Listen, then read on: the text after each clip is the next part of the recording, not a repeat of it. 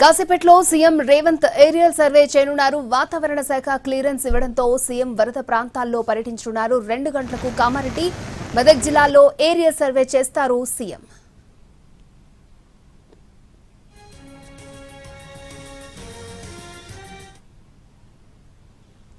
కాసేపట్లో CM Revanth Reddy aerial survey చేయనున్నారు. వాతావరణ శాఖ క్లియరెన్స్ ఇవ్వడంతో సీఎం వరద ప్రభావిత ప్రాంతాల్లో పర్యటించనున్నారు.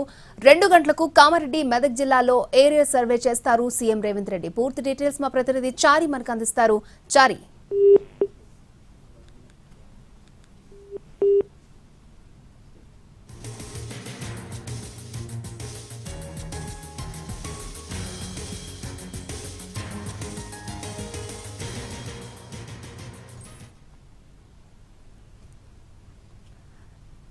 Right. CM Revanth Reddy aerial సర్వేకి సంబంధించి లేటెస్ట్ అప్డేట్స్ అందించడానికి మా ప్రతినిధి చారి రెడీగా ఉన్నారు. చారి, కామారెడ్డి అలాగే మెదక్ 2 జిల్లాల్లో తీవ్రమైనటువంటి వర్షం కురవడం వల్ల నష్టం కూడా ఎక్కువ జరిగింది. పంట నీట మునగడం, అలాగే రోడ్లు డ్యామేజ్, చెరువులు పూర్తిగా నిండి కొన్ని చెరువులు తెగినటువంటి పరిస్థితి. వీటన్నిటి మీద ఎప్పటికప్పుడు రివ్యూ చేసినటువంటి సీఎం రేవంత్ రెడ్డి నేరుగా పరిస్థితి, వరద ప్రాంతాల్లో పరిస్థితి ఎలా ఉంది అని స్టడీ చేయడానికి ఏరియల్ సర్వే నిర్వహిస్తున్నారు. 2 గంటలకి సీఎం రేవంత్ రెడ్డి ఉన్నతాధికారులతో కలిసి ఏరియల్ సర్వే నిర్వహించాలని నిర్ణయించుకున్నారు.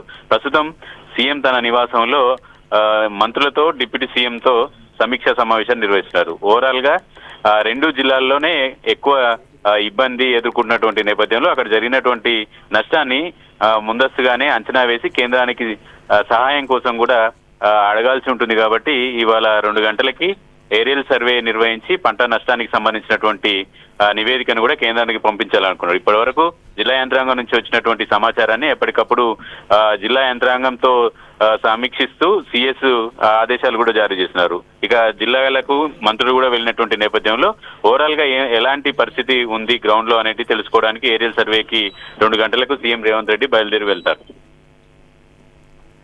చారి, అంటే ఎప్పుడూ లేనన్ని వరద కామారెడ్డి జిల్లాని అతలాకుతలం చేసింది. ఎంత మేర నష్టం జరిగిందని అంచనా వేస్తున్నారు అధికారులు?